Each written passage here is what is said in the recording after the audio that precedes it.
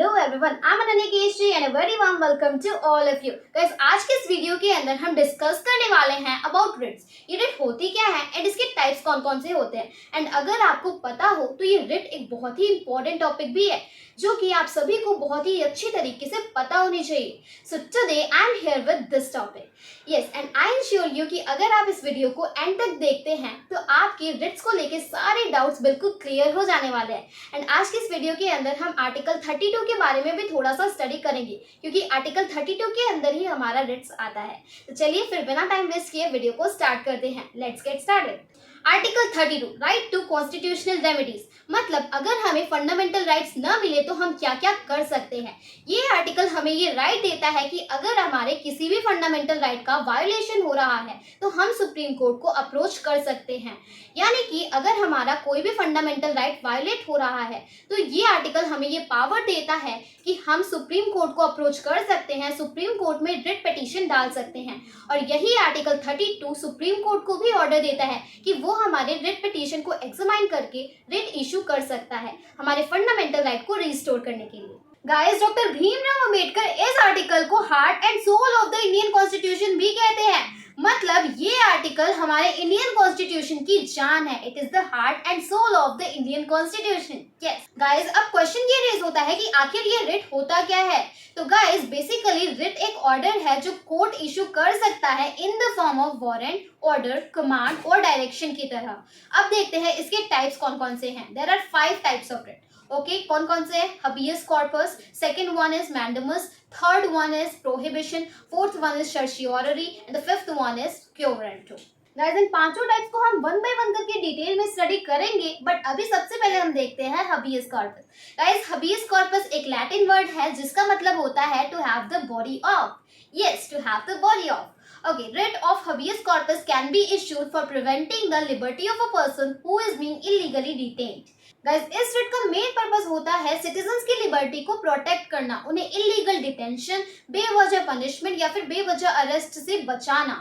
क्योंकि आपको डिटेन या फिर पनिशमेंट तभी मिलती है जब आपने किसी कानून को तोड़ा हो, किसी लॉ को वायोलेट किया हो। मान लीजिए आपने कोई भी कानून नहीं तोड़ा है, किसी भी लॉ का वायोलेशन नहीं किया है, कोई भी लॉ वायोलेट नहीं किया है, तब भी आपको इलीगल तरीके से डिटेन कर लेते हैं, तो इस कंडीशन में आप खुद, आपके रिलेटिव या फिर आपके फ्रेंड्स यूज कर सकते हैं रिट ऑफ हबियस कॉर्पस का आपको रिलीज करवाने के लिए। मान लीजिए वो डिटेन पर्सन उस कंडीशन में नहीं है कि वो रिट पिटीशन डाल सके, तो उसके बिहाफ में उसके मदर, फादर, ब्रदर, सिस्टर, उसकी कोई रिलेटिव या फिर कोई फ्रेंड सुप्रीम कोर्ट में रिट पिटीशन डाल सकता है। इस रिट पिटीशन के रिस्पांस में सुप्रीम कोर्ट हबीस कॉर्पस के रिट को इशू करके रिस्पॉन्सिबल अथॉरिटीज को ये ऑर्डर देता है कि वो डिटेन पर्सन को सुप्रीम कोर्ट के सामने लेकर आए।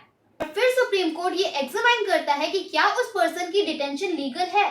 अगर सुप्रीम कोर्ट अपने एग्जामिनेशन में ये पाता है कि उस पर्सन की डिटेंशन इलीगल है तो वो उस डिटेन पर्सन को छोड़ने के लिए ऑर्डर देता है।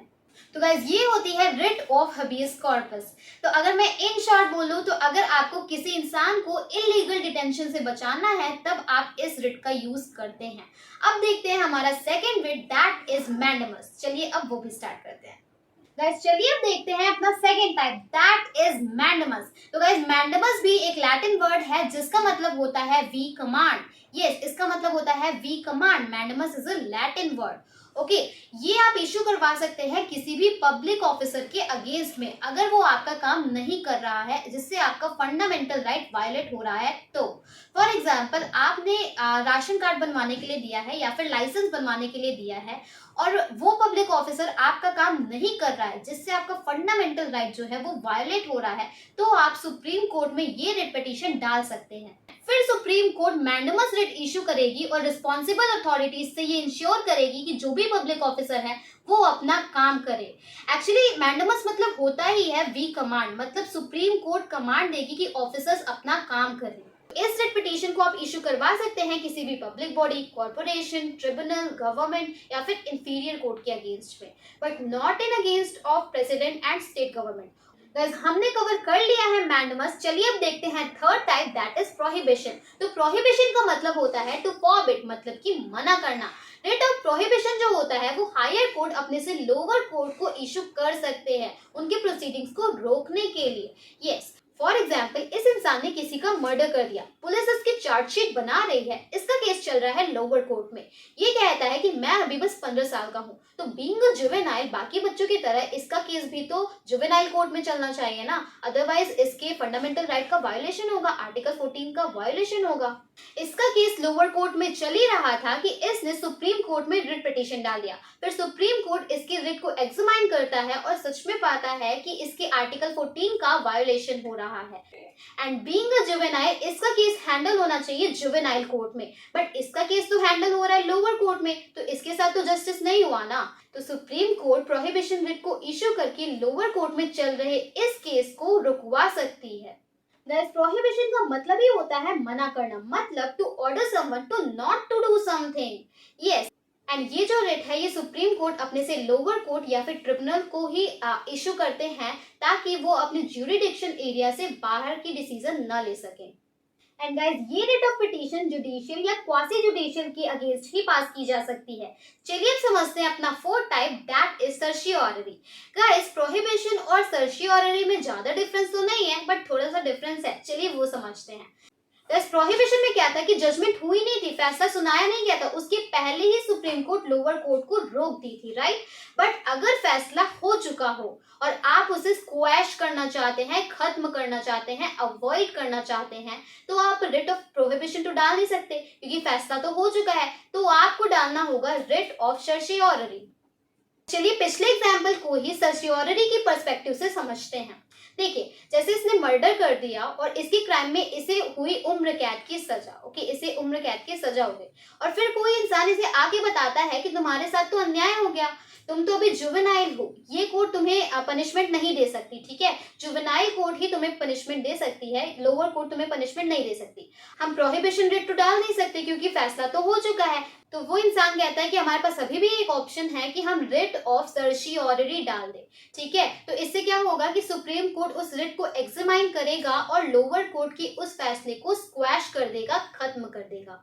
ओके गाइस, सर्शियोररी के दो फंक्शंस हैं, एक क्यूरेटिव और एक प्रिवेंटिव। हमने जो देखा अभी वो था क्यूरेटिव फंक्शन, अब हम देखेंगे प्रिवेंटिव फंक्शन। बट उसके पहले मैं आपको एक और चीज बताना चाहती हूँ।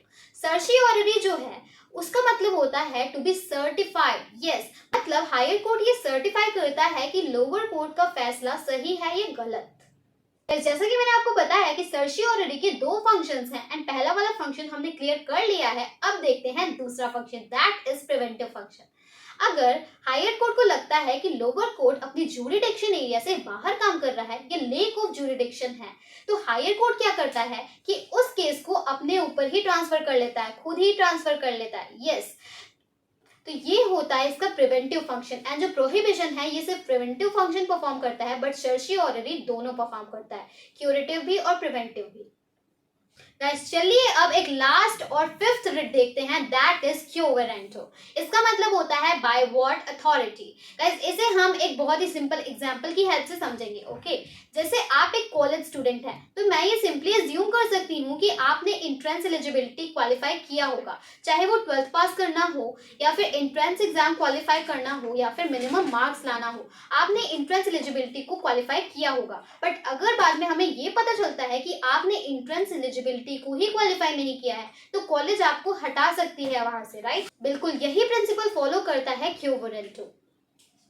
इस रिट में कोर्ट किसी भी पब्लिक ऑफिसर से ये पूछता है कि उसने ये पब्लिक ऑफिस किस अथॉरिटी से अज्यूम किया है। अगर उसका टाइटल डिफेक्टिव होता है तो उस पब्लिक ऑफिसर को वो पब्लिक ऑफिस छोड़ना पड़ता है। तो गाइस, ये था क्यो वारंटो। एंड गाइस, हमने सारे टाइप्स कंप्लीट कर लिए हैं, सारे पांचों टाइप्स हमने कंप्लीट कर लिए हैं। चलिए अब देखते हैं एक क्विक रिवीजन। अब हम करेंगे एक क्विक रिवीजन। ओके, अगर आपको किसी भी पब्लिक ऑफिसर से ये पूछना है कि उसने किस अथॉरिटी से पब्लिक ऑफिस अज्यूम किया है, तो आप यूज करेंगे रिट ऑफ क्यो वारंटो। अगर आपको किसी कोर्ट में जजमेंट होने से रोकना है, तो आप यूज करेंगे रिट ऑफ प्रोहिबिशन। अगर फैसला हो चुका है, जजमेंट हो चुका है और उसे आपको इफेक्ट में लाने से रोकना है, तो आप यूज करेंगे रिट ऑफ सर्शियोररी। एंड अगर आपको किसी पब्लिक ऑफिसर को उसकी ड्यूटी करने के लिए कहना है, तो आप यूज करेंगे writ of mandamus. And last one is, अगर आपको किसी इंसान को इलीगल डिटेंशन से बचाना है, तो आप यूज करेंगे writ of habeas corpus. That's all for today guys. अगर आपको ये वीडियो पसंद आई हो तो प्लीज लाइक करिएगा एंड अपने फ्रेंड्स के साथ शेयर भी करिएगा.